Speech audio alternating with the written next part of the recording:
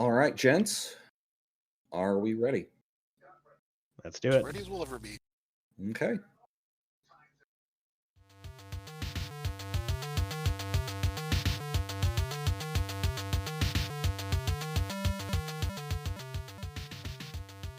Hello, Internet, and welcome to another episode of Geek Fanthology. I'm not as upbeat as I usually am here, but that's because we're going to be doing something a little bit different than usual. We're still going to be following some of our standard procedure, talking about signal boosting some stuff, but our subject matter is a little bit less comedically inclined than usual. This may not be one of our funnier episodes, so if you tune in for the comedy, I can recommend a few of our other episodes. I really like our episode Romance Option, the first one. I think that's probably our best episode. That's a classic. Yeah.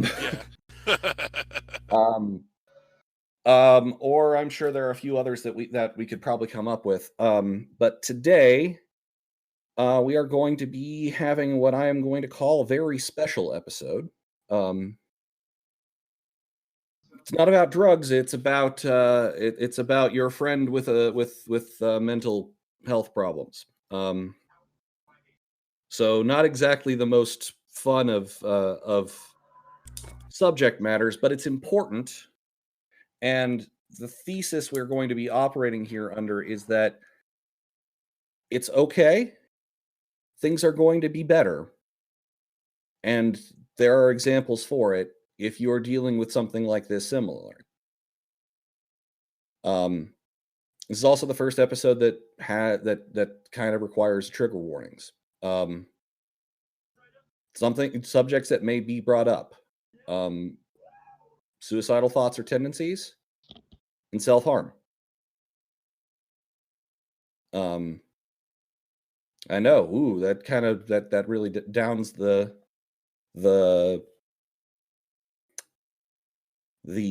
mood a little bit. So let's try and let's see if we can't perk it up a little bit. We still want to boost some signals here, and I know Mike has something real good to start with. So why don't you go ahead with that, Mike? That's right. Those signals aren't going to boost themselves. That It's sounds true. a little dirty, but don't think about it too long. There we go. There's some funny back. Speaking of levity, that's kind of the thing. So John Krasinski, as many people know him as Jim from The Office, or more recently, star and producer of, I think, possibly director as well of The Quiet Place. I'm not 100% sure on that. He wrote, directed, produced, starred. Like the whole shebang. Yeah. He Tommy Wiseau'd that shit, except it's better than The Room. It's unironically enjoyed, yes. Yes. And amongst other things, Jack Ryan, all that. Just all around cool guy and talented guy. He kind of got the idea whilst on the Twitterverse and talking to his daughter and stuff to put together something that's just nothing but a show that's nothing but good news, and an idea he's kind of had rolling around in his head for several years. And with everything going on, this kind of seemed like the right time to strike and do it. And he kind of pulled the internet and said, "Hey, give me all your good stories, give me all your stuff, and we'll pick get the pick of the litter on there, and just have something that's nice and positive and something for people to look forward to and all that." And it's very easy to find because you just go on YouTube, just type in some good news. Already has 1.51 million subscribers. They have 5 videos. Yeah, the channel has 3, and we've been in existence for 5 years. So we're also not Hollywood celebrities. It's true. But it's very easy because the channel itself is actually some good news with no spaces. So either way you find it, you'll find it. They're just short little episodes, but good stuff. In the most recent episode, the original cast of Hamilton got together on a massive Zoom call to sing the opening track from that show to a girl whose tickets to a 9-year-old girl whose tickets got canceled. Oh, that's adorable. Which is just not only adorable but freaking awesome too. Like, yeah, it's pretty epic. And is it just me, or quick sidebar: does Lin-Manuel Miranda just perpetually look massively sleep deprived? I don't know. I don't don't He's know know. what the always got mental. those huge bags under his eyes, So like like he Vince Vaughn syndrome, yeah, like he Susan hasn't slept. Sarandon Yeah, like he syndrome. hasn't slept in like 3 years. I mean, that may be somewhat accurate. Who knows? Yeah, Ben, what do you got? Not much going on right now. I mean, my signal boost is The Sims right now. I've been playing the hell out of Sims 4 because it and most things Sims related are on sale on EA game site. Mm-hmm. That's been helping me keep my sanity. Sims has been a massive time sink for me before. I've been Yeah, you playing get the it. hell out of The Witcher 3 right now, so Yeah, I mean, I've right now, the Sims Digital Deluxe version is like under $7. I don't know if it still will by the time this comes out, That's but probably a good like general like signal boost slash PSA. It's just like, hey, are you looking for some sort of digital content, be it games or movies or premium TV or whatever? Go look that shit up right now because a lot of people are doing the whole, hey yeah. gang, we're doing an April sale thing or doing a sale for this week or whatever. Yeah, and oh hell obviously yeah, this episode doesn't go up until a week until the around the what day? Where's my mouse? There it is. Around the 18th. But there's gonna honestly, as long as there's a pandemic on, um, there's gonna be sales. Um, One thing that I do know for certain is for the entire month of April is HBO opened up like their vault of stuff, like a lot of their stuff, a lot of their classic shows and documentaries and stuff. So if you're that person who hasn't gotten around to watching something like The Sopranos or 6 Feet Under or some other classic programming of theirs, you can just go on HBO Now or HBO Go or whatever and just go stream the stuff for free for the whole month. oh, they're doing that for free. That's cool. Yep. I may have to take advantage of some. I haven't watched The Wire before, so. Oh yeah, The Wire. That's another good one. That's on the list. There's really just a few things that aren't on it, like current stuff or very recent stuff that obviously Mhm. drives numbers and sales, like Game of Thrones and so on. Yeah. But yeah, I mean, stuff like The Wire and The Sopranos, some of the like most universally like awarded and acclaimed shows in existence are completely like the entire runs of the shows are streaming for free. So yeah, that's Yeah. notable. And in I mean general, like, Picard. it's worth signal boosting. There are a lot of people out there doing good things right now. I Right. think the thing I'd like to signal boost at the moment is Fold at Home. If you're not familiar, is a folding at home, I should say. Sorry, is a computer background resource farming program that is that focuses a lot of computational power on trying to find uh, folds for protein chains, which is really important for a lot of things. And right now, their data banks are primarily being used for helping COVID-19 research. Right. Speaking along those lines, there's one of the signal boost, kind of personal. Um, my girl Randy is currently Still making, sewing masks. still sewing masks. And you are, there's a lot of people out there doing that. And if you are, good on you. Hmm. I know some people are making and selling them for upwards of $50 a mask. Um, can't really get behind that. But if you can, if you have a sewing machine, get cotton masks. Mask patterns are online because people who work in the facilities, it's almost impossible for the facilities to keep up with the demand. Yeah. And these folks need this. I mean, this is, and I got to say, Hmm. after um, after wearing a mask out in public for about an hour or so today, when we went shopping, um, I got to say, my respect for the folks who wear those masks in a period of time, doctors, nurses, anyone in a surgery room, and of course Spider-Man. Yeah, they're uncomfortable as hell. They are uncomfortable as hell under that thing. Unless it's the Sam so- Raimi Spider-Man, then he loses the mask in like 5 minutes flat. This is true, man. It just gets torn apart, because Yeah. Yep. I mean, Iron Man. That's same thing, man. Because that's not Mhm. even breathable fabric. Nope.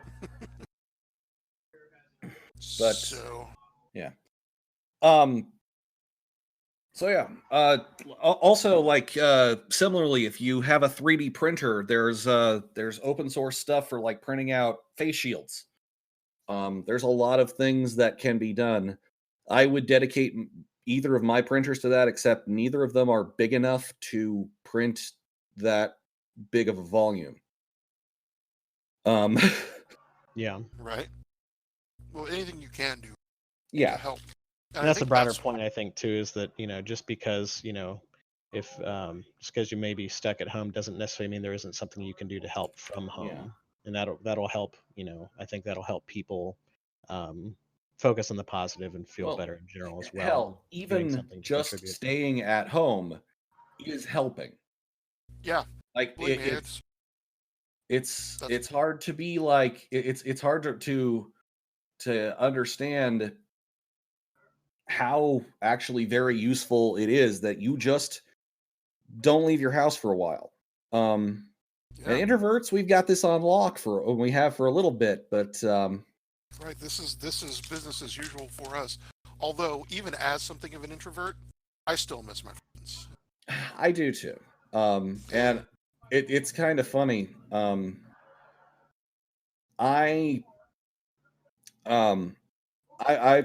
stay at home. I've been a I've been pretty much a homebody for most of my adult life. I don't leave the house very often. When I do, it would be to hang out with other people. But the minute I was told, "No, you need to stay inside," I'm like, "But I want to leave." I don't want to. Yeah. And yeah, we prefer to be introverts on our terms. Yeah, it's the fact that I have to. But Right. seriously, you guys are doing like, keep it up. A lot of places are starting to hit peak infection, and if we can keep this up for a few more weeks, we can potentially start to get to the point where, we might not have to be quite so crazy about everything. We're still going to have to social distance for a while, but you could, maybe go outside, have small gatherings, things along those lines. Yeah, definitely. Yeah. Looking forward to that. Mm-hmm. Seeing Well, friends in, face to face. as opposed to on a webcam or over a Discord server. Yeah, as the only method by which. Yeah. Well, which I think kind of leads to our spoiler. Yeah, a little bit. This is from Her Majesty the Queen. We'll get through this together, and we will see each other again. Or in the words of the song, I know we'll meet again some sunny day. Or if you want to go retro, keep calm and carry on. Yeah, I mean, before it was a meme, not the meme, the actual thing. No, the actual like thing that they said in England during the Blitz. Yep. Calm and carry on. Mm-hmm. Because that's what needs to do. It will get better, everyone. That's the other thing. I know we're going to be talking about some kind of heady stuff, but I want to continue to reinforce it gets better. It will get better. It will not, even in the dark times, there is light, and the light will grow. Everything going on, that we're doing this episode, because even for the neurotypical, as you put it, when you're in extreme circumstances, then it's more stress and like more mental things that everyone's dealing with regardless. Part of the reason I wanted to do this episode now is because there's a pandemic on and everyone is not really quite sure how to react. even people who don't typically have anxiety and depression issues are kind of dealing with them right now, because right now shit's fucked up. Like it's crazy right now. Yeah. And and depression isn't just something that's limited to. You're cutting out there, Ben. I'm sorry, is it any better? Yeah, a little bit, yeah. Okay. You're just a little depression quiet, and I think you were cutting out because you weren't beating your activation threshold on your bike. But yeah, depression isn't limited to clinical depression. It can be, it can be triggered by life events. Yeah. I mean, so opening things up, I have chronic cyclical depression. I get depressed from time to time. I'm not always depressed. Like, here's the thing also that you have to understand about depression. It's not like not everyone who is depressed is always sad. Some people are. I am not. I have highs and lows. I'd almost say I might be manic depressive, but I never get to the mania part. I've never actually been officially diagnosed. That's another thing to say. I have depression and I have generalized anxiety. And the thing about depression isn't always just I'm sad. Mm-hmm. A lot of times it's just not. It's not wanting to continue. It's this sucks. Depression, like at least my depression, can be summed up in a general feeling of most of the time. Now, see, when right around 2000 was the hardest times in my personal,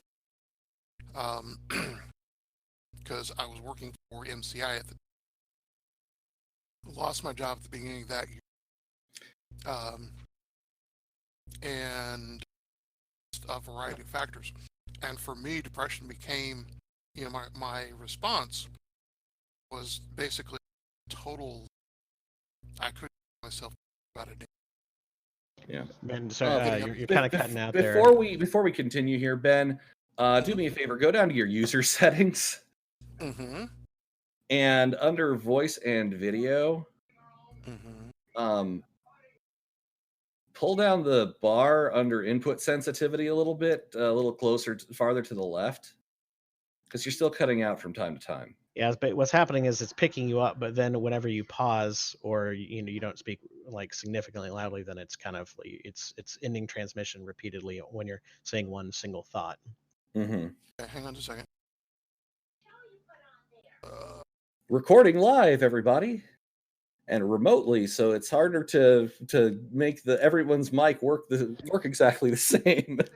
Yeah, there's a bit of jazz to it. Just a second.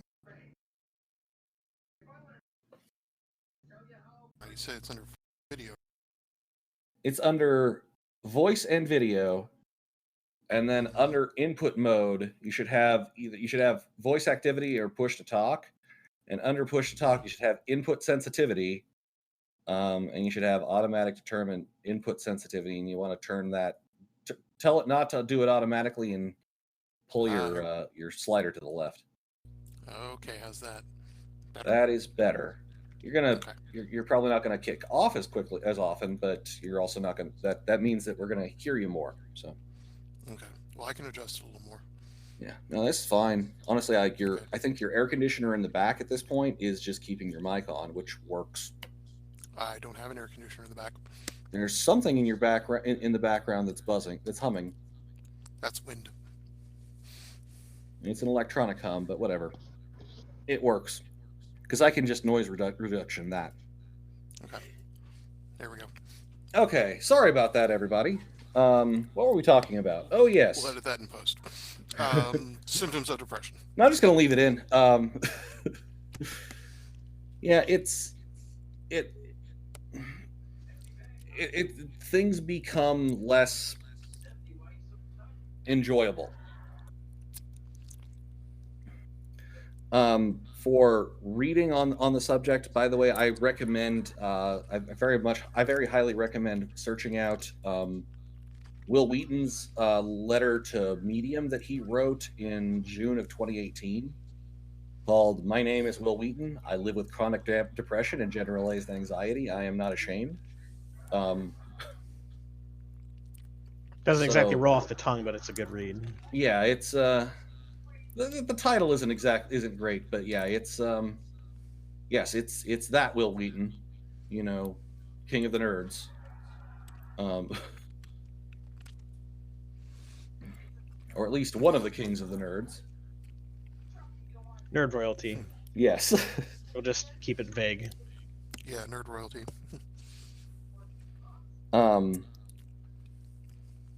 Yeah. And so yeah, trying to collect my thoughts.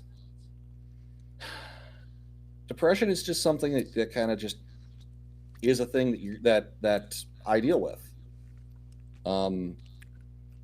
And there are things that elevate my mood, things that'll lower my mood. I am not medicated. I am, however, seeking a therapist right now. Right. That's a very, very important thing to hit. If you are dealing with issues of mental health, if you are feeling despair, if you're feeling anxiety, if you are having, well, if you're having suicidal thoughts, please contact the suicide help hotline. And I'm going to Definitely. their phone, the National Suicide Prevention Lifeline is 1-800-273-8255. They also have they have a text thing as well. So if you don't like, so if like talking to people is part of the things that make that gets you on edge, you can do it by text. People care. I care. Yeah, people do give a damn, and sometimes it is hard to keep that in mind when you're struggling with depression. Mm-hmm. And there are people who do give a damn. Sometimes people you've never even met before. Mm-hmm. Anyone you converse with there gives a damn. They want you to be happy, and they want you to be well. And there's nothing. The other reason I wanted to do this is because there is a massive stigma in our society today about having problems with one's mental health. This is true. Even though it is a health issue. Yeah, we stigmatized mental health to the point that people are afraid to, seek help for it. Exactly. Because it's seen, it's all in my head. That doesn't make it less, that doesn't make it any less impactful. Yeah, you know what? The flu is all in your chest, but it still might kill you. Right? And you can't do much about that either, except go to a doctor. Yeah. I would say, I would agree that there's a sizable stigma, but I would also say that it's trending in the right direction. Yes, it is. And that's good to see. Part of the reason I wanted to do this is to help push that trend along with the 300 or 400 people that listen to this podcast. We are signal boosting. This whole episode is really a signal boost episode. You mentioned Neil about about therapy and stuff, and I think that's a good sub point of the broader point, with the broader point being that people shouldn't be stigmatized, and they should feel free to actually take the steps they need to treat and assist in whatever struggles they have. I would say that that's the whole like seeing a therapist thing, although I guess you could argue in some circles like Hollywood or something, it's a casual thing that people just accept. But I digress there. Just in general, that it doesn't make any sense. Like if somebody has some sort of somebody has some sort of medical issue, like and they had to have, I don't know, like say a very specific diet, or if they due to their, I don't know, they need to have a personal trainer to like get the right workout, where like there wouldn't be a stigma there. Like, Right.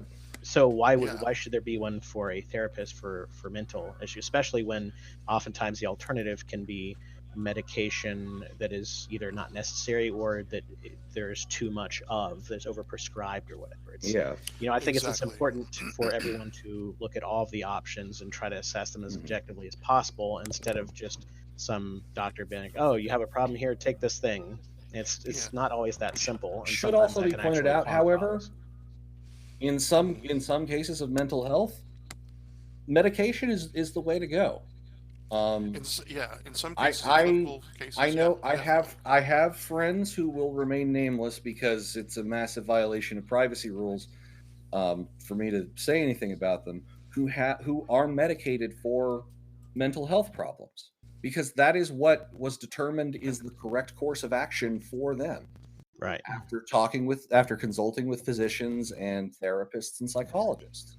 Right, and that's the key there. That's the distinction, is that, there was the proper analysis, Hmm. as opposed to just somebody trying to, Yeah. throw a prescription Yeah. at something. I had a discussion with my doctor about this a few months ago, and it was like, I'm dealing with anxiety and depression issues, um, Hmm. but I don't want to. I would like. I'm just coming to you at the moment for a recommendation to a therapist in network, because I don't want to medicate unless it becomes determined that that is a thing that I will need to do. Yeah. Because I don't Yeah. like the idea of essentially. I personally like, this is part of the stigma too, which is I'm just as guilty of as anyone else. I don't like the idea of being beholden to a pill that I have to take every morning for having a good day. Hmm.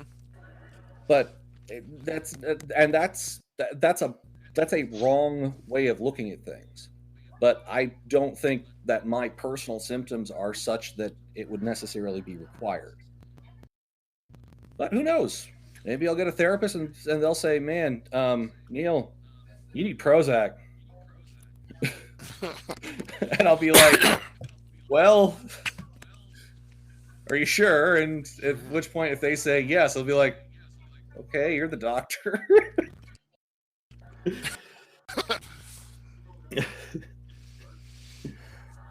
Well, But I also shout outs to my personal care physician, who will also remain nameless, because I'm not sure whether or not I probably can, but whatever. I'm not going to, for respecting my opinion in that regard too. He's a good doc. Um, Well, that's the thing too, is that, when it comes to medication, um, it's going to be such an individual thing. What will work for some people won't work for others, it's and true. for others it may even make things worse. And then um, there's the whole complicated aspect of it when it's a mental health issue. You have some issues where they kind of converge. Like if somebody is having anxiety issues, then the medication itself can be an anxiety inducing thing, where Yeah. they're like, oh, I don't know, like, am I like, is this right for me? Am I taking too much, or am I not taking enough? And so on Hmm. and so forth. And it can be a bit of a spiral. I've heard from some people A, where like a they're friend of prescribed mine, medication for anxiety, then they become anxious about the fact that they have to take medicine for anxiety, and it becomes this vicious a circle. friend of mine had some problems with that until they got their dosage dialed in, which took some Yeah. finagling. Because it's especially when you're dealing with brain chemistry, there's a lot we don't understand, so it's not an exact yeah. science. Right. And there's the fact that that so much of that changes as you get older as well. Yeah. Yeah. Well, and the Depression thing is. Sorry, yeah, go ahead, Ben. the thing is that when you're dealing with dosage, there are a lot of factors that can change over time. Um, the Body you know, composition. body composition, weight, the ability of the body to absorb the drug, the chemistry behind that is so complex. And sometimes, you will develop a certain resistance to a drug, or, Hmm. you'll get oversaturated, or you have to build it up into your bloodstream over time. I mean, the science of it, and doctors are, psychiatrists are basically trying to dial it in, which is a good term for it. They're trying to estimate what's going to be the best dosage for the situation, and it's not something that's going to happen overnight. Yeah, that's another thing Excuse me. that's another thing that's very much worth mentioning slash noting. If you um, if you seek medical help and they prescribe medication for you, um, a lot of people have noticed that, like on the antidepressant medication side effects, one of the things is suicidal thoughts. Or one of the side effects is suicidal thoughts or tendencies. That's a lot of the time it's because people expect, oh, I take this pill and I will magically get better, um, like Hmm. overnight. That doesn't happen. Yeah. It might you might improve, but just like right now, I'm on an antibiotic because I have a mild respiratory infection. It is not the COVID-19. Um, it was part of why I had to talk to my doctor recently.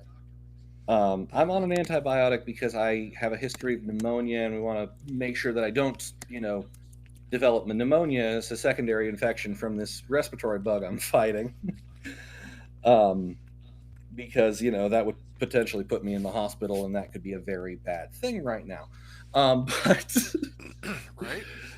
um, the antibiotic, like the reason I'm saying I'm currently on an antibiotic, I have to take it for the next 10 days Yeah. because first pill doesn't doesn't make me suddenly immune to illness.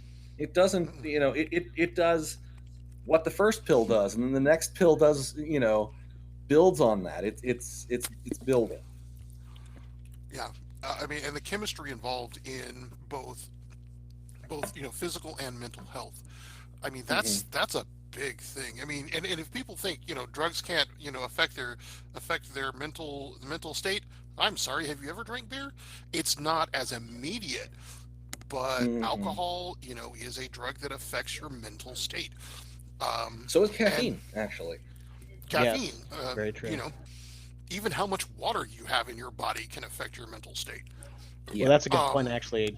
Is that just in general, there's the importance of how physical health can affect mental health and how mental health can affect physical health. A lot of people don't respect that connection as much as they should. Like, obviously, most people have heard of the whole runner's high thing, and all the stuff that goes on with your endorphins. brain chemicals when you exercise and all that. So there's a lot of, and obviously, diet being involved with others.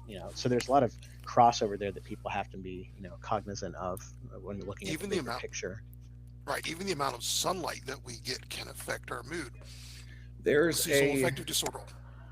there's a really great Latin phrase that springs to my mind because I took Latin in high school, um, which is mens sana in corpore sano, which translates into a healthy mind in a healthy body. Um, the one helps to play into the other. And here's another thing. I mean, um, along those lines, I grew up with an alcoholic. I mean, you're talking about a person who's spent the majority of a certain amount of time drunk. And this is something else that um, psychotropic drugs can affect, as well as things like alcohol and nicotine and caffeine and things like that. Hmm. As your body replaces certain feel good substances, alcohol, what have you, it does not need to produce its own. Therefore, Yep. it forgets how. It doesn't it doesn't produce them for a certain amount of time. And when you are suddenly without it, watching an Withdrawal. alcoholic, watching an Yep. alcoholic dry out. Oh my God. There's what's called a dry drunk, where an alcoholic, not feeling as loopy as they normally do, will still act drunk. Mhm. Um, and it's just, and I mean, it can take up to, God, can't remember how long it is, but alcohol, as an example, acts just like ether. It lowers your inhibitions, Mhm. and it's a depressant. You have that in your system for so long, you have so much of that in your system. Yeah, your body doesn't make that stuff. You're going to be suffering from something until you push your way through it, and your body remembers and Mhm. starts producing those hormones, Right. And those chemicals. I can tell you from personal experience, going through withdrawal sucks. Um, Hmm. in college, my sophomore year, I gave up all beverages other outside of water and milk for Lent, and did not realize that my 4 or so cups of Mountain Dew a day habit had developed into a mighty caffeine addiction. Hmm. Um, until the second day after I had sworn things off, where I thought my head was going to explode and I wanted to punch the world. Um, I stayed home that day and for the next 3 days, and luckily, 2 of my professors were Catholic and just got it. Right. But By the way, that sounds like an evil version of a Coca-Cola marketing slogan. Punch the world. Drink Coca-Cola.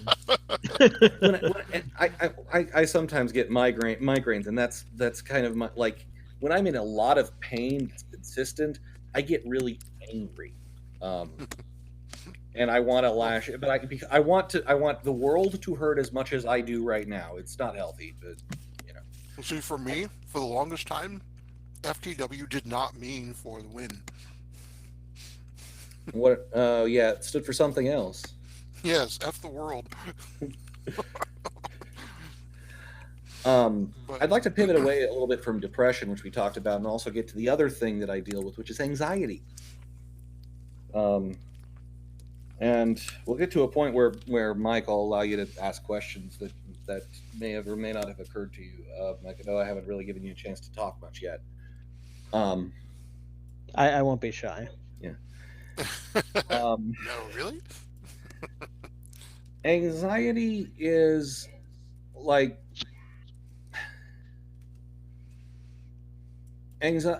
anxiety is a little bit harder to quantify. There have been times that I've been so anxious, so like so my anxiety essentially makes my brain go, what if thing? And even if I rationally know, no, thing not true, my brain goes, yeah, but what if? Um it's one of the things that makes me feel as though that sometimes makes me feel as though people who I hang out with, who are my friends, are just putting up with my shit and don't actually like me. And I get that That's from kind of a time to subset time. of imposter syndrome in a way. It is somewhat, yeah. Or Imposter syndrome, sorry, I said that backwards. Imposter syndrome is a subset of that. yeah, and imposter syndrome is similar in that you get the impression that man, I fooled everyone into thinking X or Y, and for a really great little bit on that, look up Neil Gaiman talking to another famous Neil about imposter syndrome. Multiple Um, Neils. Neil cubed. yes, Yeah. Oh, that reminds me. I want to jump in here while I'm still thinking fire about away. it. That's kind of a point slash signal boost after the fact here, talking about imposter syndrome and general anxiety stuff. There's I mean I've said on several occasions, everybody knows, big Critical Role fan here, and Mm-hmm. there's a show called Beneath the Sheets where they do an interview with initially it was the cast, and then they've also interviewed some other people that have like guested or whatever, just people in the whole like nerd sphere in general. And the as Brian W. Foster does the interviews, he's the host of the Talks Machina after show, and is there for their live events and stuff. Anyway, point is there's a Matthew Mercer episode, and he opened up about a lot of mental issues that he's had as far as like imposter syndrome and stuff. And it's like that floored me, that who I consider arguably the best DM on the face of God's green earth has imposter syndrome, or like still struggles with it to some degree, like not as bad as he when he was younger, but like it's an ongoing thing for him. And he was very open about a lot of that stuff in general. And it's definitely another kind of similar to the Will Wheaton thing, where it's it's worth looking up and checking out, because sometimes I mean, it's important to be like wherever possible being objective and fact-based and everything, but then also there's a lot of stuff where it's just like you have to kind of have some like hear some anecdotal stuff to kind of get some context for some of it. Sometimes like that's important too. I think that's another good example of that. That also plays into another thing that I want to reiterate from time to time, which is if you are dealing with mental health problems, you are not alone. A vast number of people either have diagnosed or undiagnosed mental health problems, whether they realize they do or not. Well, and to kind of touch on imposter syndrome, I know what that feels like. I mean, I cannot tell you going to Norwestcon in 2015, 2016. Man, I miss cons. Cons, I remember those. Back in my day. Now you two have your own back in my day. But standing around, walking around, meeting people that I talked to online, who to my face called me a freaking unicorn, because I'd made enough one year to go pro. I mean, you want to talk about total. I mean, I got to meet the president of the Science Fiction Fantasy Writers of America, Cat Rambo, SFWA, who knew my name. And I'm sitting here going, how the hell do you know my name? It's because I talked to her on Facebook and and things like that. Through that whole con, I'm sitting here going, these people are going to realize what an idiot I am. And I was there with to support a friend who did win the Philip K. Dick Award. And you want to talk about it's like, what am I doing here? What am I even doing here? Why the hell am I here? They're going to realize I don't have it's a constant thing. Yep. And it was there that I learned a very important technique for that. Imposter syndrome can do one of two things. It can destroy you, or it can drive you. Yep.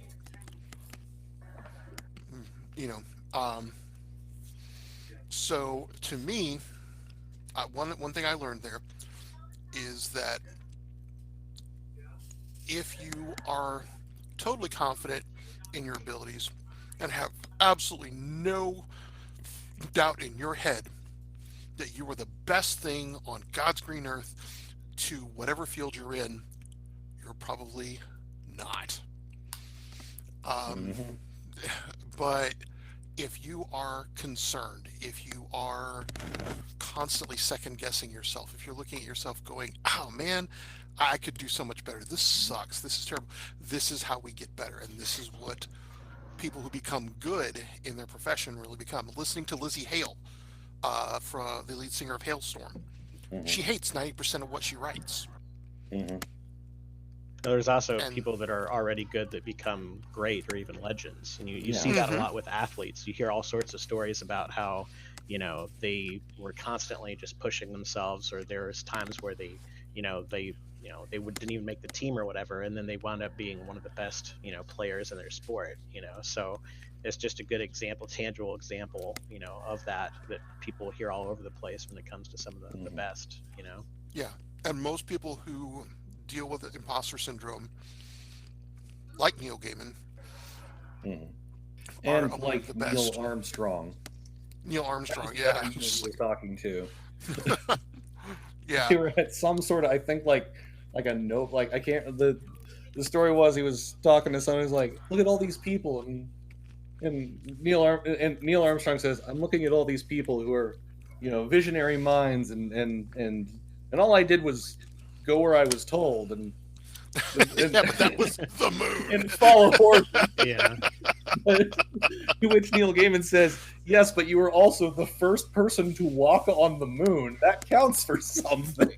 And that's a very, very small club. You know, you know, There's a lot. I mean, Joking there about perspective, but Yeah. I'll gracefully bypass Yeah. it. we'll see. And I think sometimes too, and I think that leads us to one of the most important things to mental health. Sorry, Even if it now is my clinical, keyboard's loud. even if it is clinical, but in my case, depression. Um, it's finding your coping mechanism, Mm-hmm. finding the thing that makes you go, oh, I can do this. I can make this. Finding that thing that makes it not perfect, but not so bad. Yeah, Um, here's something to mention briefly about coping mechanisms. hmm Um, unless they are harming you or harming someone else more than what you are dealing with, there are a few that are like that's going into like the trigger warning of self-harm. Self-harm does hurt you more in the long run, and you should find a better way to cope. yeah. um I've not actually dealt with never quite gotten so bad that I wanted to cut myself, but I've been close before. And I've dealt with people, close friends of friends who did self harm, Hmm. and that is That's a very dangerous and very slippery slope. Please seek help. is I know and it makes you feel something in the long run, in the short run, but it's detrimental in the long run. yeah. I mean, and I can't sit here and say that. I mean, we all have. I mean, it's that temptation to step into the void. Hmm. We all have those urges sometimes, and you're standing. I mean, it's why jumping off of a high dive is so thrilling. Is you're throwing yourself into the void. Hmm. Well, I mean, even just like watching a horror movie or something, or going on a roller Mhm. coaster. I mean, it's just they're smaller versions of some similar things, really. Or like Exactly. Christopher Walken's character in Annie Hall.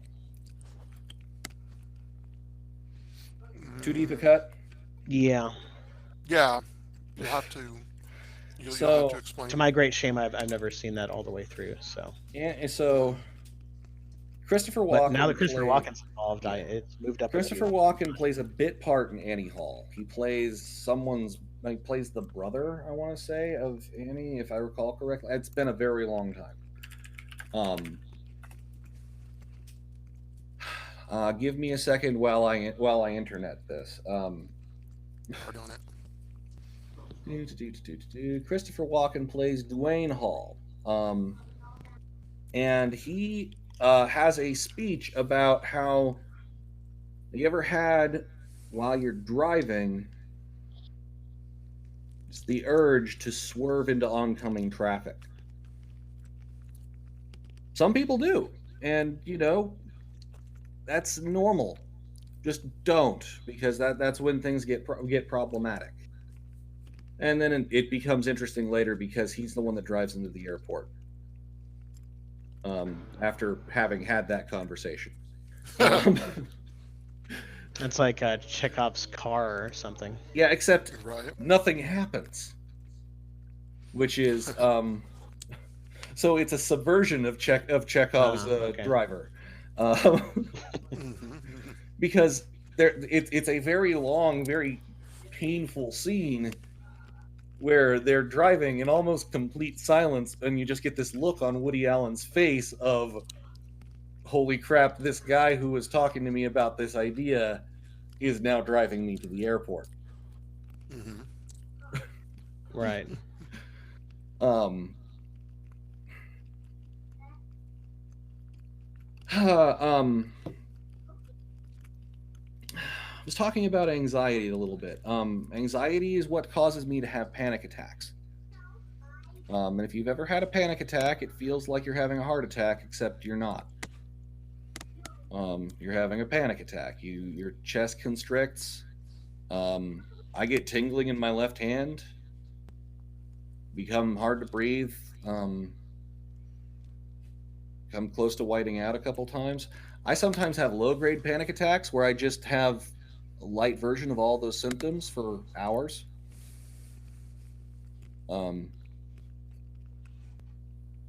Those are fun. I haven't had something like that really bad since college. College was the time when I discovered all of my anxiety. And it is for a lot of people. It's when you first realize that you're kind of out there semi on your own and that your actions have weight and consequences.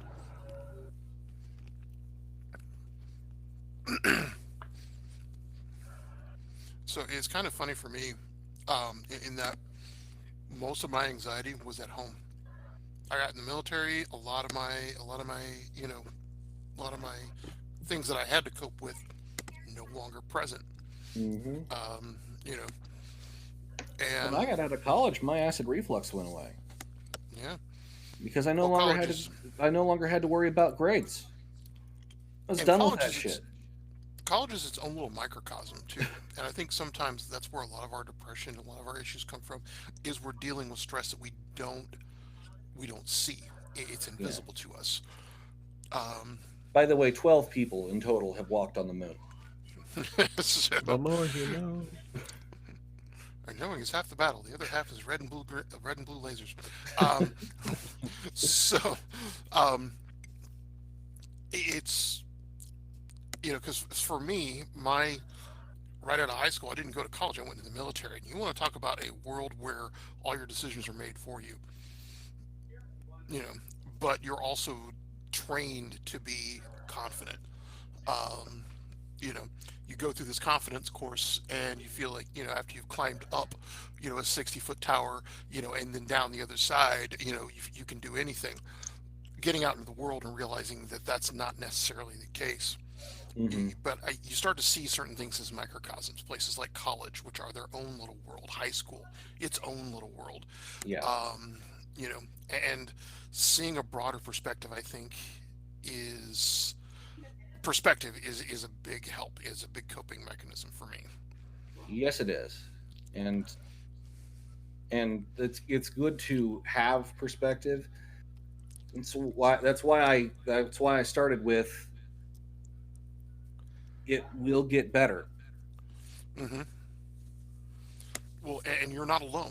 I mean, Yeah, that's and another thing, yeah, because you are not dealing. alone. Things will get better. Hmm. This is not, even if you are right now, if things look so dark, as cliche as it is darkest just before dawn.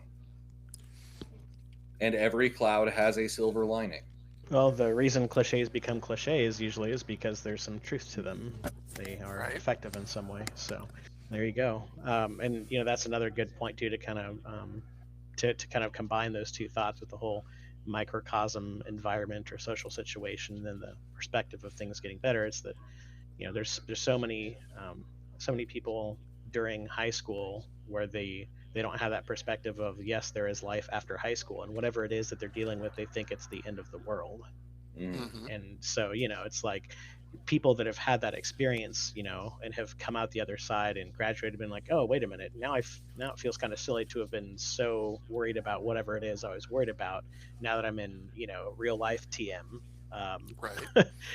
So it's just Real kind life of like, hashtag not sponsored. yeah, it's kind of like, try to try to reflect on some of those personal experiences or phases of your life to give yourself some of that perspective, as difficult as it might be at times. To get immediately topical right now, we are presently at this time, as of date of recording, April the 8th, 2020, in the midst of a pandemic. This is not the first pandemic that the world has faced. It also won't be the last, but you know what? It's what we're in right now.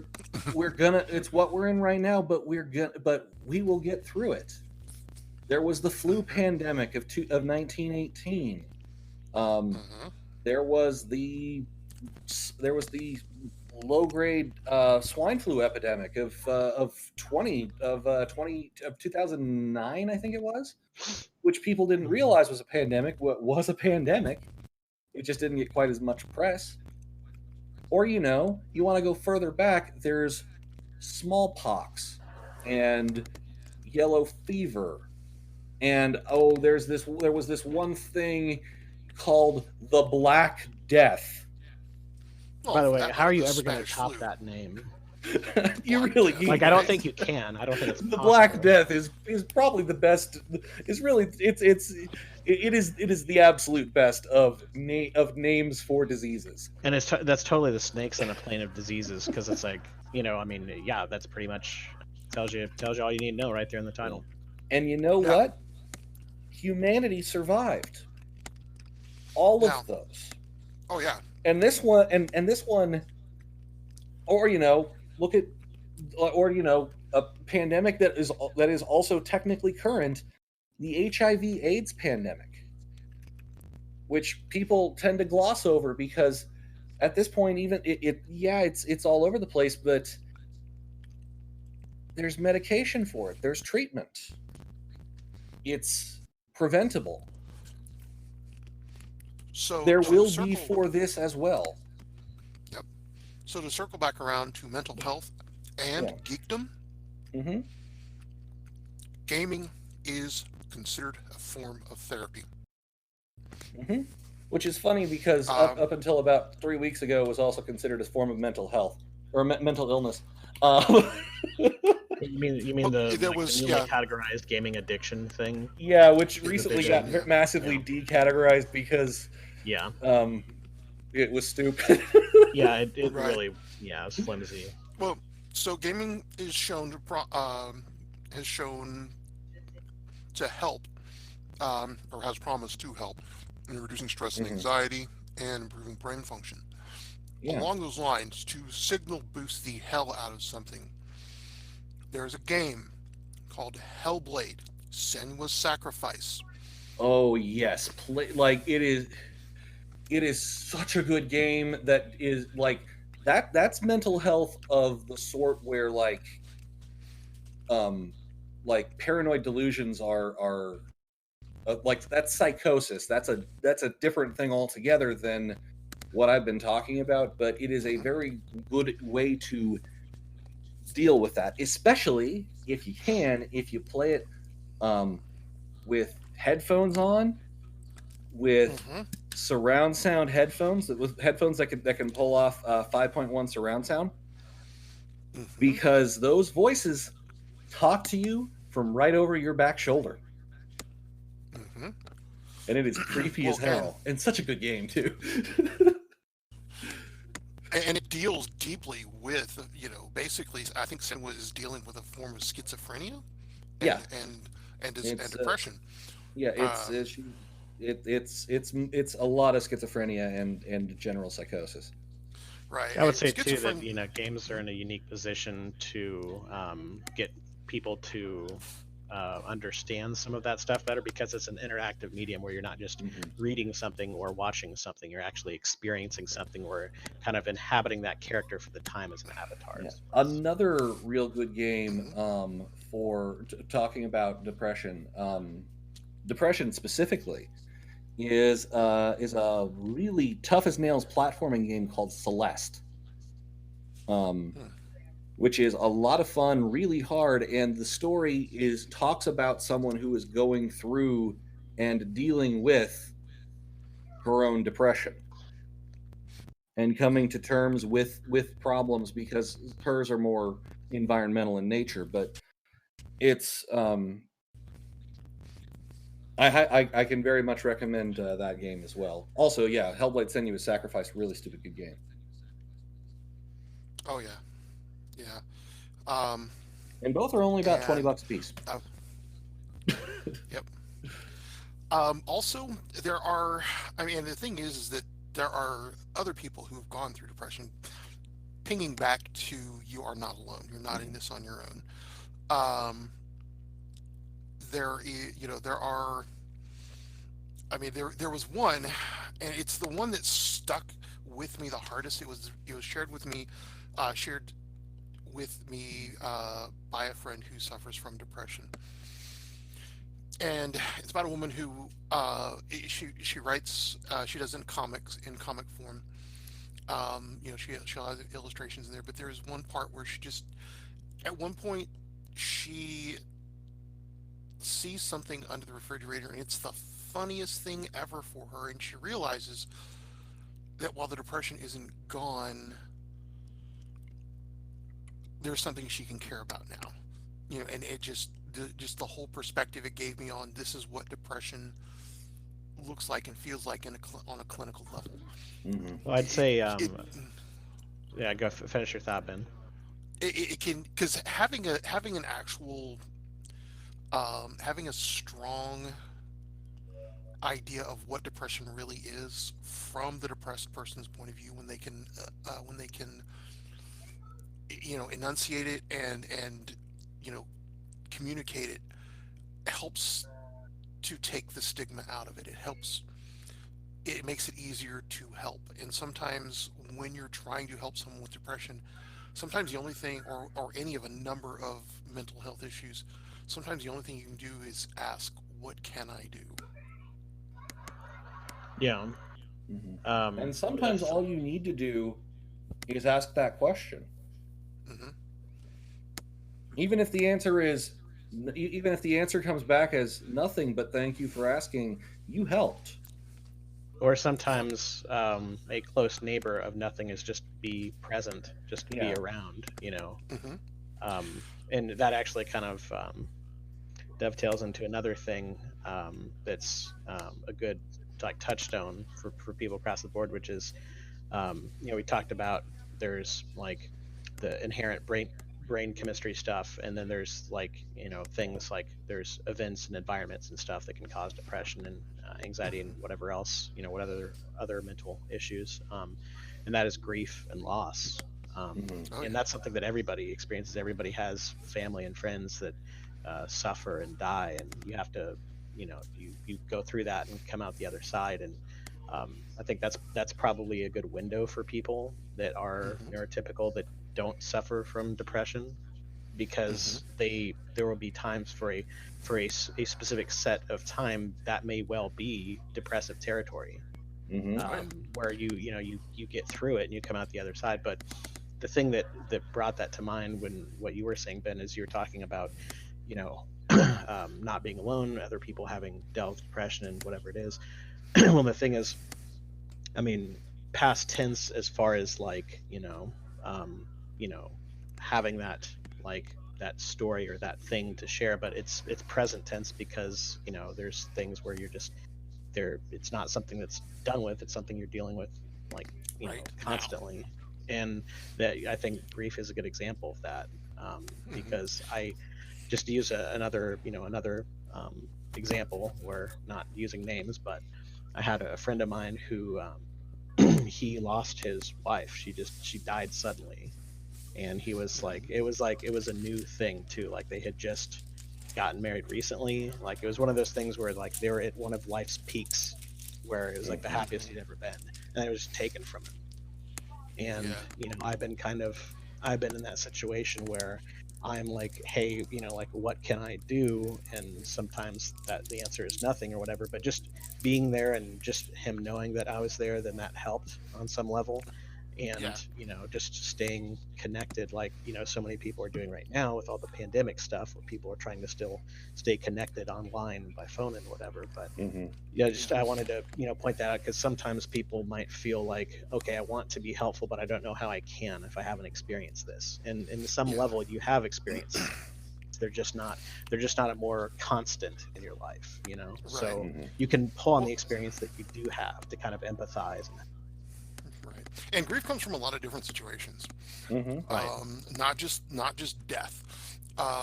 The end of a relationship, moving, Right. um, you know, um, changing jobs, anything where you're never going to go to that place again. Mm-hmm. You know, Well, even those um, examples we use, like high school and the military and stuff, you have really close friendships and mhm, relationships, and then when you're transferred or you graduate or whatever, and then you move far away, they're just gone, and sometimes you mhm, never get to really reconnect with those people, or even or at least the same way that you were earlier. right. Now, Yeah, I'm in touch with to about 3 people from my high school, college days, 3 or 4. mhm. And just And that's kind of how it goes. yeah, I mean, I'm in touch with several of my high school friends, but not that many. You know, Mm-hmm. but then again, I have friends from high school that just know everybody's still in high school, but then again, they never left Corpus Christi. How long have we been doing this? I guess we started about an hour ago. Sorry, I'm trying to keep track of time. Yeah, but oh, there's and some Mike mentions. I guess I did mention that. I did cover that with grief can have a lot of forms. Um, but I don't know it. The other thing is that I think that people need to understand too, and this is where I think a lot of emotional issues come in, is we don't have those coping mechanisms. We're not allowed to have those coping mechanisms. It's not okay to not be happy. But you know what? It is. It It is. really That's the thing is. is, we are told that it is not okay. I should rephrase that. We are told that it is not okay to not be happy. We are told, you know, um, that that this is weakness and things like that. You know, guys get it in the whole thing that we're supposed to be tough and emotionally in control of the time. Men don't cry. Exactly. But you know what? The weird thing is women aren't allowed to be unhappy either. It's not just guys, but it just takes different forms. Yeah, I mean, it's contextual, right? There's Yeah. bullshit that is targeted towards men, and there's bullshit that's targeted towards women. exactly, like RBF is women not being happy enough. Um, did that one didn't go over everybody's head, did it? Uh, Are you it did referring go over to mine. residual bitch face? Resting bitch face, Oh, yes. Yes. resting. Resting, yeah, not residual. Yeah, Sorry. resting, which is a term I hate.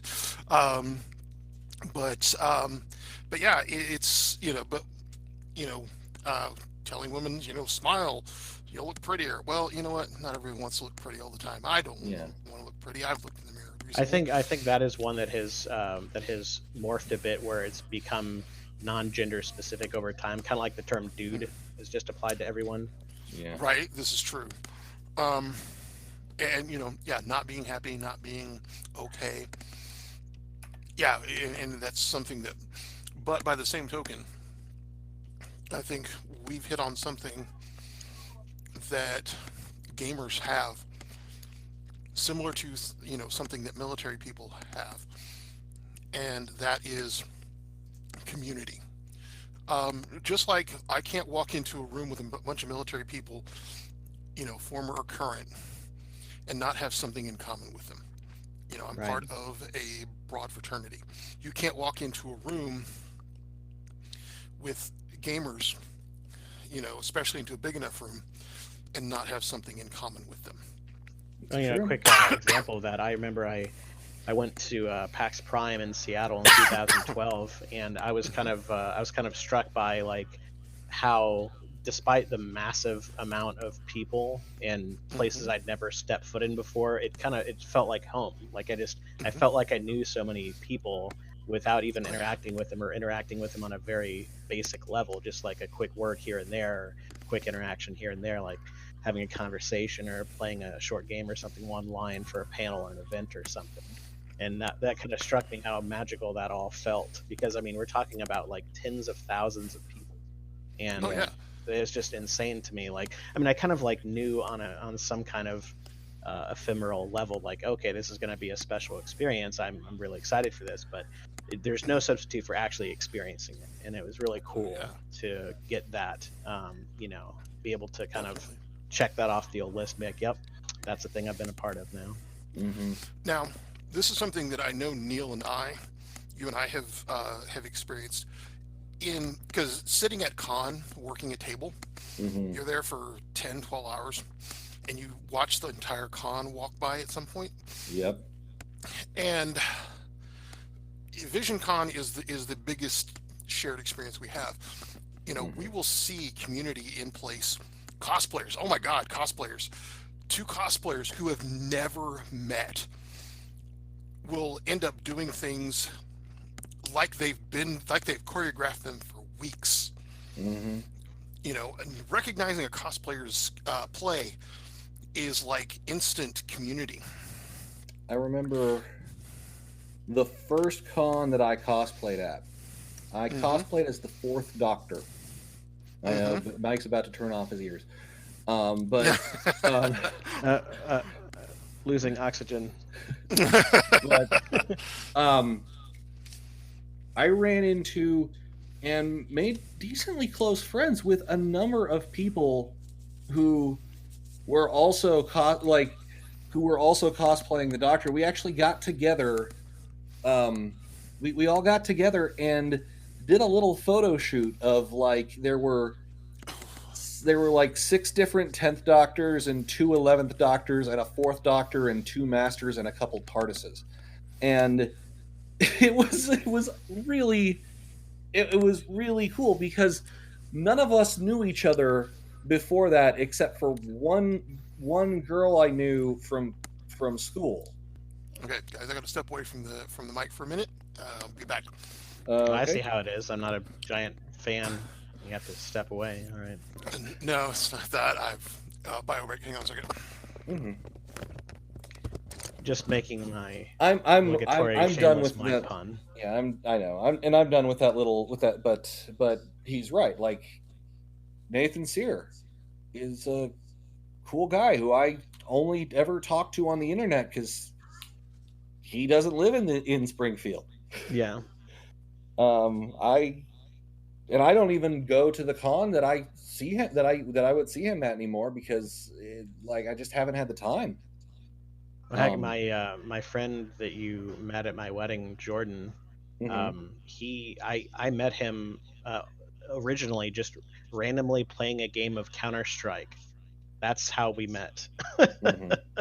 And then he winds up going to my wedding one day. Like, it's actually, he was the guy that I went to PAX with. Nice. We had never actually, that was our first time actually being in the same space, the same physical space, actually meeting each other in person.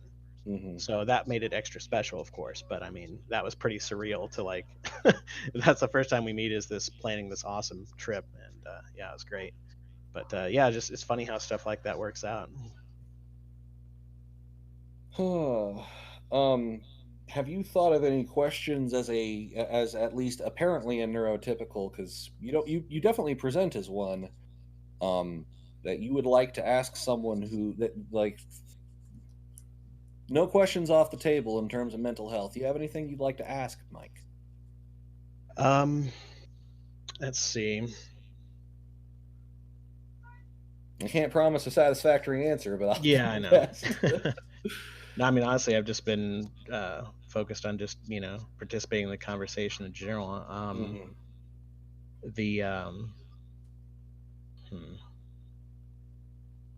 When it comes to when it comes to depression, is there a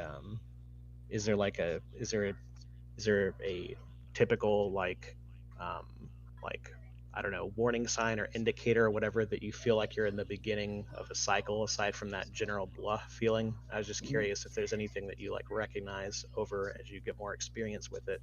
over time. Not really.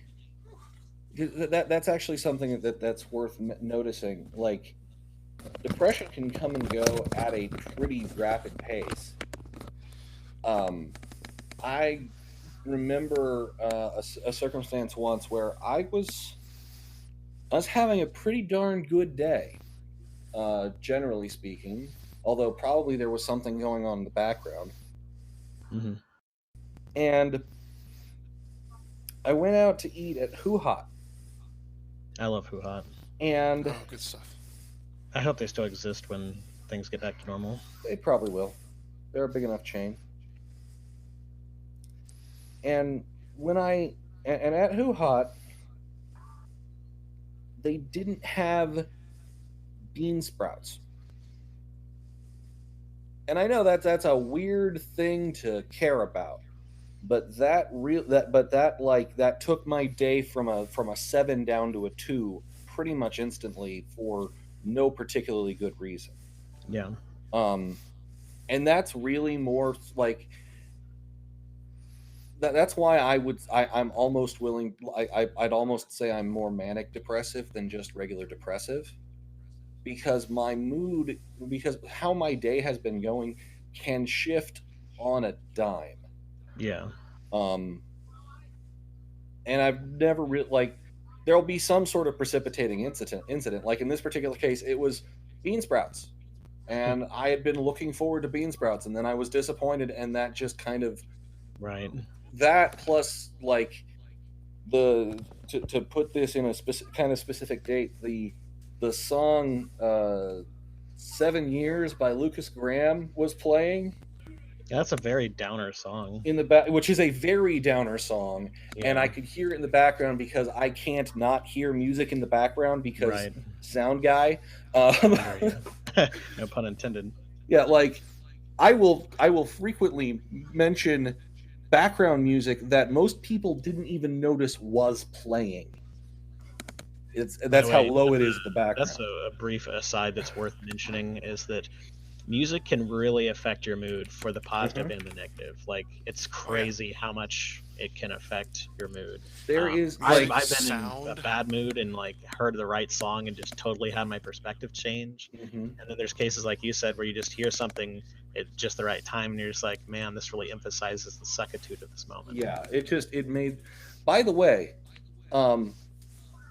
one of my go-to songs for helping me deal with getting in the dumps, as silly as this sounds, is "Don't Worry, Be Happy" by Bobby McFerrin. Just Bobby McFerrin is my go-to be happy. Yeah, he's good because it's true. Like, he's not trying to say, there aren't going to be, because like it's in the first verse. In life, there will be trouble. Right. Yeah. He does not bury the lead. Yeah. No, he doesn't. Well, and the thing with Bobby McFerrin, the thing I love about him is he has an understanding of the power of sound. If you have not seen it, watch a video with Bobby McFerrin and the modal scale. It's on YouTube, where Bobby McFerrin does this thing with the pentatonic scale, I think is what it is, and he gets the audience to the point where they actually. Bobby McFerrin pentatonic scale is literally the second thing that gets gets recommended by YouTube if you type in Bobby McFerrin. Yeah, and the thing is that he gets them to a certain point, and the universality of the pentatonic scale is such that he doesn't have to coach them to get to certain notes; they automatically go there. I mean, he understands the power of sound. And it is just amazing. See, for me, a lot of that, and I think for people, memory can alter mood, because as I understand it, the memory of an experience is almost the same as the actual experiences in terms of what your brain goes through. So, smell can be a big trigger for certain things. Which is, why vanilla is such a comfort for everybody because almost everybody has smelled it under good circumstances. I've Right. got a The I've got a shirt that I don't wear, that I just keep, that smells like the like not the dish detergent, but the laundry soap that my mom uses. Yeah, Um, that I just keep to sometimes just kind of bury my face in. right. Well, see, for me, as is very similar to what you're dealing with. Long time ago, I LARPed with a group called Lapis, very small, tight knit group. A lot of good, strong memories there. And one of the last games I was at, um, I was sitting around the table with all of my old friends from Lapis whom I had known for 10, 15 years. And um, there was a song playing on the radio that just kind of summed up the moment. Now, don't judge me, but the song was from Nickelback. Uh, it was this after. It was this afternoon. I, Hey, like hey, Um, man, let me put it out there. Even a broken clock is right twice a day. They right? there's no shame in it if it's it's just honestly, like there's honestly, Nickelback's fine. Oh yeah. I don't like they don't deserve nearly they're so much hate aggressively as they adequate. get. Yes, they are.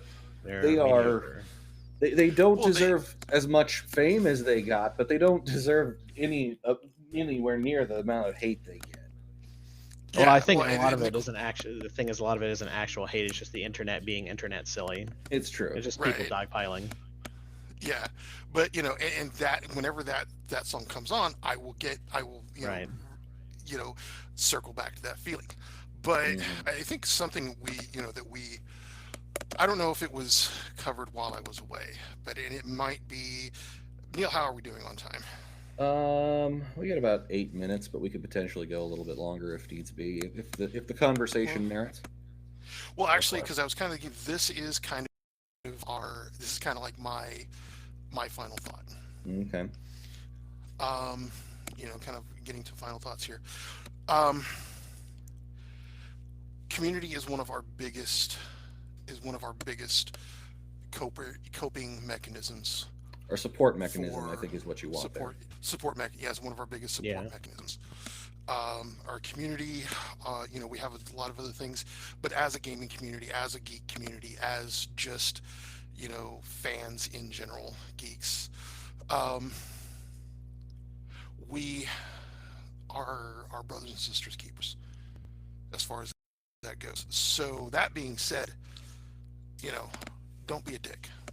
Yeah, If someone comes up come back around to and Will Wheaton for a second. Yeah. Right. right, exactly, yeah, just don't be a gatekeeper. Don't Mhm. don't try to one up their fandom because you need that. I mean, this is your chance to make someone's day, to make someone's con, to make someone's week. I want to share That's the something that thing a too, friend. by the way, is just to jump in real quick, and I just want to say the opposite is true. You can also ruin someone's mood, ruin someone's day, even unintentionally. So, Exactly.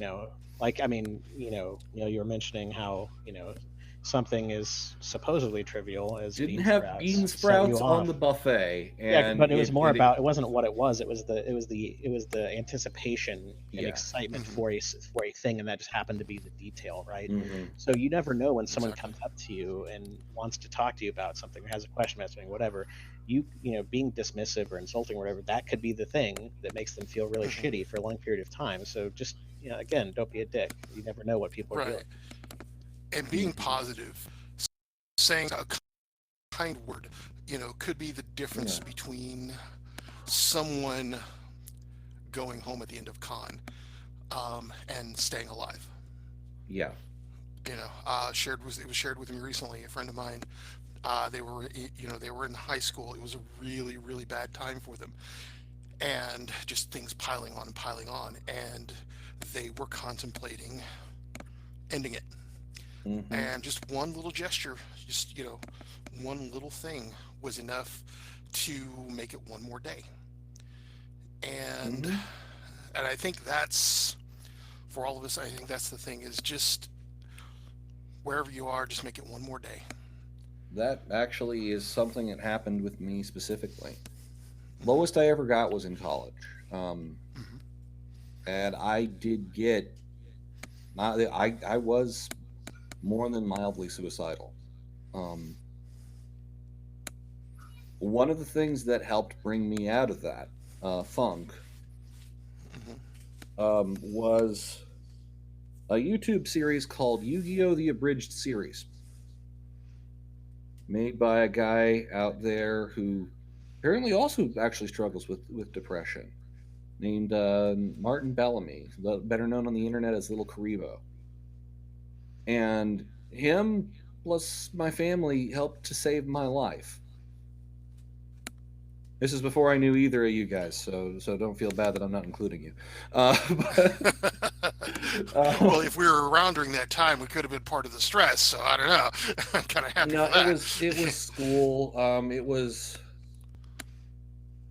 It was the first semester. It was the first time I ever failed a class. Mm. And that was when I rejiggered my major a little bit. I had never dealt with I'd never dealt with inadequacy before, and in this particular case, I'm not saying like, oh, dealing. No, I literally was inadequate to the task that I had set for myself, and I had to recognize my own limitation. But I had never had to deal with that before, and I didn't deal with it very healthily. Um, but silly geek stuff helped get me through it. Yeah. There anything that oh, one other thing here. If you're having difficulty, once again, please talk to someone, call the hotline. If you have a job, a lot of workplaces will have something uh, referred to as like an employee assistance program, or EAP. It'll have different names, but EAP is one of the more common names for it, that will offer some form of like few free counseling sessions and recommendations to counselors and things along those lines. Seek help. Reach out. um, Yeah. because but no matter what you do, no matter how you choose to do it, if you seek help, you are being strong. Yeah, You that's the don't thing have to be too. it. ta- Grab on to the flimsiest damn excuse you can to keep going, because all you need is an excuse, Yeah, even that's the if it's thing, not a good excuse, even if you honestly think it's wrong. As long as you can make yourself think that it's not wrong for long enough that you use it, then it worked. Right. It's Murphy's law. If it's stupid but it works, it's not stupid. Mm-hmm. Yep. And the other thing, I mean, is um, that Once again, the National Suicide Prevention Lifeline is 1-800-273-8255. Please seek help if you feel like you need it, yeah, or even if you feel like you might need it, or even if you're afraid you might, or even if you don't think you need it, but you're afraid you might. yeah. And remember to, I mean, this is something that I think we kind of overlook, or whatever. When you're being different, when you're different, if you don't feel like you fit in, it's incredible courage in that.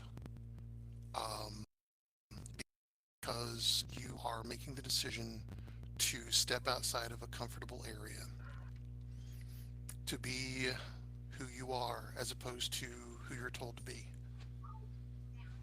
Because for a lot of us, hey, that's exactly who we are, and that's cool. But for those of us who are not, you know, that takes incredible courage every day. You know, and every day when you step outside and you don't conform, you're being amazing. Every day when you step outside and you are different, those things that some insecure people will pick on you for are the things that make you cool, are the things that make me as a writer want to see you in front of my table at a con. Mm-hmm. Yeah, when it comes to, there's some talk here and there about, talk of being happy and what it means to be happy and all that stuff. And I think that's one fairly consistent thing across anyone's, circumstances or life or whatever, is that people that are people that are able to just, be themselves and you know, focus on whatever it is they want to focus on, whether it be work stuff or professional life, personal life, whatever it is that they're doing, um, then they're going to be much happier, even if in the short term it's difficult. They're going to be much happier over the long term than somebody who has to, you know, um, somebody who has to live their life for what other people want to think about them or whatever. I mean, Yes. that's just got to be exhausting to have to, act a certain way. And again, the microcosm of high school is a perfect example of this. So many people Oh, yeah. that have been miserable in high school, or, had to, they felt they had to act a certain way to fit in with the clique or whatever it is, right? And then they're able to break free of that in the real world TM. So again, it may be tough, it may be really tough, and it may not be something that is over quickly, but in the long run, it's going to be a good investment to get out of your comfort zone and to just not worry about how people perceive you as much. Now, of course, when it comes to some of this, some of the mental issues like anxiety and stuff like that, some of it, it's going to be more difficult for you if if you're struggling with that. But if you recognize that, then it becomes easier over time. Yeah. And historically, interesting thing. Depression, there one U.S. president comes to mind as suffering from depression, and it made him the right person in the right place at the right time. Abraham Lincoln, uh, in dealing with the Civil War. Mm-hmm. He was accustomed to dealing with depression. He knew how to handle that kind of stress. The Civil War, nothing new for this guy, Mm-hmm. because That's a very good point, actually. Yeah. Honestly, like right now, Mm-hmm. during the pandemic, people who constantly deal with this sort of thing, to paraphrase M. Bison, for me this was Tuesday, except it's Wednesday. Right. Yeah, I'm actually a little bit more worried, but like my worry doesn't extend to myself in this time of pandemic. It extends to Mm-hmm. others. It extends to friends and family that I am worried about because I can do nothing to help them. I'm doing everything necessary to keep my own damn self healthy. Right. Mm-hmm. Right. And extroverts, if you have an introvert friend and you need to be there for them, sometimes it may go against your basic inclination. For extroverts, just having someone around, and for introverts, sometimes just having someone around but not interacting with them Mm-hmm. can help, because because for introverts there's that exchange with people that doesn't work the same way as it does for extroverts. Yeah, we do need to go ahead and wrap this up. One other thing that I wanted to share, apparently the text line is 741-741. If talking on the phone is part of the things that you have difficulty dealing with. It is free. It is anonymous. Um, and I love you all. If you are listening to this podcast, I love you. And I want you to be well. Like Ben said, community. It's really Yeah. important. Yeah, be good to each other, be excellent to each other. hold off on the partying for probably about another For a month. few Though. weeks. Right, that comes later. There's a reason that comes second. And that's another silly thing to look forward to, is there will be another Bill and Ted movie. Yes, there will, and there will be another party to go to. And If Keanu Reeves is a thing. If you That's are right. a partying type person, there will be another party. That's a good general advice thing. It's like, do you want to see some good wholesomeness? Just look up anything Keanu Reeves has ever been involved in. He is awesome. There's this really great interview where Keanu Reeves is being filmed in a white room. Theoretically, it's for an interview, and puppies come and he just loses his shit over puppies. Like that's peak adorableness right there. In the most fantastic, adorable way too. Like he just melts and completely loses the train of the interview because there are these puppies now and they deserve petting and playing with. Yep. Right. So yeah, hey, there's lots of things. Puppies and kittens are good for for mood in general. Yep. If you can have a pet, I recommend it. I can't, which is one of the reasons I want to move. Yeah.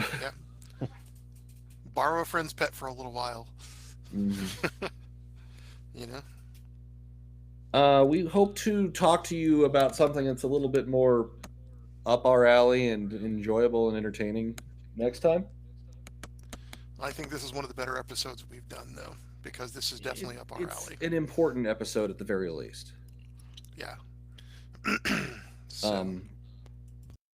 And we hope that you have gained something from it, and that you were not entirely bored by the more seriousness of the conversation than typical. Yep. We do need to sign off. It's past my bedtime, so all right. This has been Neil, the one true Ben, and Mike. And we didn't actually introduce ourselves at the beginning of the episode, but it's been us the whole time. If they don't know us, you know the drill. Yeah. And we will talk to you again on Geek Fanthology. And hey, if you are a regular listener, that's one other thing you can look forward to, right? Exactly. Click like and subscribe. Yep. As I say in the outro as well, but no one ever listens to that. By the way, people should totally listen to the outro. There's some interesting stuff in there. All right. Well, guys. Later, everyone. Night. Take it easy. I'm going to go ahead and tell Craig to leave the room now.